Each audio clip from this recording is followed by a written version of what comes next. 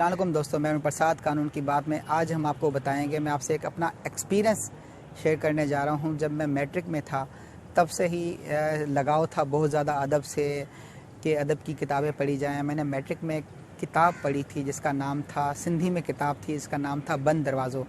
अमृता प्रीतम एक बहुत बड़ी राइटर हैं, इंडियन राइटर। उनकी अपनी कहानी थी बंद दरवाज़ों में। अमृता प्रीतम का कहना ये था, उस किताब में जो स्टोरी लिखी थी, अमृता प्रीतम का कहना था कि वो जब छोटी थी तो उनका वालिद जो है वो अक्सर औकात नशा करके उनकी माँ को बहुत ज़्यादा मारता पीटता था और अक्सर औकात घर से निकाल देता था। फिर एक दिन ये हुआ कि रात को देर से उनके वालिद साहब नशा करके घर पे आए और उनकी वालदा को बहुत मारा पीटा और घर से बाहर निकाल दिया। अब उनकी वालदा जो हैं वो बहुत ज़्यादा, सर्दी की रात थी, वो घर के बाहर ही ऐसी हालत में पड़ी रहीं और सुबह तक उनकी जो है वो डेथ वाक़या हुई।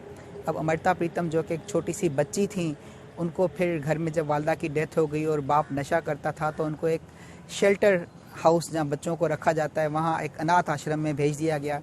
वो उसी अनाथ आश्रम में बड़ी हुई। फिर वहीं पर उन्होंने पढ़ाना शुरू किया।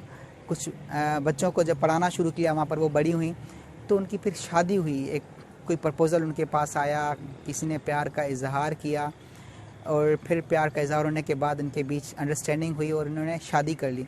जब इनकी शादी हुई तो शादी के कुछ अरसे बाद वही जो मियाँ बीवी के दरमियान जो मामलात, तलक कलामी और जिस तरह के शादी के बाद अज़वाजी ज़िंदगी में जिस तरह के मसाइल आते हैं, इस तरह से मसाइल का उनको सामना करना पड़ा, जिसके बाद उनको तलाक़ हुई और फिर वो उनका घर जो है वहाँ से छूट गया। घर छूटने के बाद वो दोबारा से उसी अनाथ आश्रम में आई, वहाँ पे फिर से रहने लगी, वहाँ पे फिर पढ़ाने लगी। तो वहाँ पर एक सहाफ़ी था जो वहाँ पे इंटरव्यू करने के लिए उस अनाथ आश्रम में गया।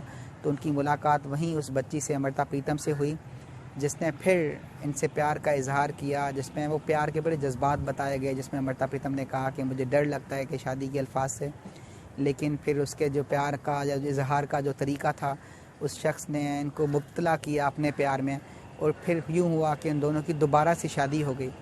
दोबारा से शादी होने के बाद ये किसी शहर में जाके अलग से इन्होंने घर बसाया और वहाँ पर रहने लगे। फिर कुछ दिनों के बाद, कुछ अरसे के बाद उनको पता चला कि ये जो शख्स है जिनसे शादी हुई उनकी, वो ऑलरेडी पहले से शादीशुदा है। जो बात उसने इनसे भी छुपाई और पहले वाली बीवी से, बच्चों से और अपने घर वालों से भी छुपाई। लेकिन जब उसकी पहली बीवी को पता चला कि ये इस शख्स ने दूसरी शादी की है, तो उसने बड़ा टार्चर प्रेशर करके उस हस्बैंड को अपने हरासा किया कि मैं तुम्हारे ख़िलाफ़ जो है वो कानूनी कार्रवाई करूँगी। जिससे डरते हुए उन्होंने अमृता प्रीतम को वहाँ से निकाल दिया अपने घर से, डाइवोर्स देके कि मुझे तुम्हारे साथ नहीं रहना। ये सारी स्टोरी की थीम ये थी, अमृता प्रीतम का बताना ये था, जो किताब की थीम थी बंद दरवाज़ों, कि औरत का अपना कोई घर नहीं होता। और आज जब मैं इस फील्ड में हूँ, वकालत की फ़ील्ड में, हमें अमूमा इस तरह के मसाइल, औरतें हमारे पास आती हैं जिनकी शादी को 10 साल गुजर चुके, 15 साल, कोई 20 साल के बाद खुला के हमारे पास जो केसेस आते हैं। हम जिस मुआशरे में रहते हैं यहाँ पर जो कमाई वाला जो चैप्टर है, जो मर्द हजरात हैं वो बाहर लेके रह के पैसा कमाते हैं, काम करते हैं, और औरतें जो हैं वो घर संभालते हैं। कोई भी काम छोटा या बड़ा नहीं है। मैं समझता हूँ दोनों की जो ज़िम्मेदारी है वो बराबर की है। घर संभालना, बच्चे संभालना, ये भी एक बहुत बड़ी ज़िम्मेदारी है। लेकिन इसके नुकसानात क्या होते हैं कि 10 साल बाद, 15 साल बाद या 20 साल बाद जब कभी अलहदगी आती है तो औरत के पास उसका कोई फाइनेंशियल स्टेटस नहीं होता, उसके पास रहने की जगह नहीं होती। अगर पेरेंट्स की डेथ हो गई, भाभियाँ रखने के लिए तैयार नहीं होती। मैंने अमूमा ये बहुत बार ये बात सोची कि इस पे काम होना चाहिए, क्यों ना कोई ऐसा मेकैनिज़म बनाया जाए मिल के। क्योंकि कुरान पाक की भी अगर हम बात करें तो कुरान पाक में भी हकूक़ुल इबाद की बात की गई, इंसानी हकूक़ की बात की गई, और ये बताया गया कि हकूक़ुल अल्लाह पे तो माफ़ी है लेकिन हकूक़ुल इबाद पे कोई माफ़ी नहीं है। लेकिन जो औरत 20 साल तक आपके साथ रही, 20 साल के बाद अगर उसको खुला देके या तलाक देके घर से निकाला जाता है तो उसके पास रहने की भी जगह नहीं होती, तो वो कहाँ जाके रहे। क्या बींगा मुआशरा, बींगा इंसान, हमारी ये ज़िम्मेदारी नहीं बनती कि हम हकूक़ुल इबाद की भी बात करें, ऐसी औरतों के हक़ में भी बात करें जहाँ ये, मैं समझ रहा हूँ ये किसी एक की ज़ात का मसला नहीं है, ये मेरा पर्सनल मसला भी नहीं है।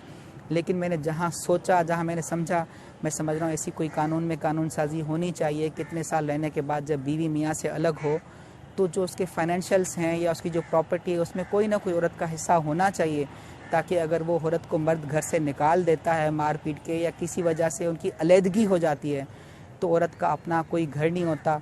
ये सवाल मैं आप दोस्तों के सामने, ये वीडियो देखने वालों के सामने रख रहा हूँ कि क्या होना चाहिए, किस तरह की कानून साजी होनी चाहिए।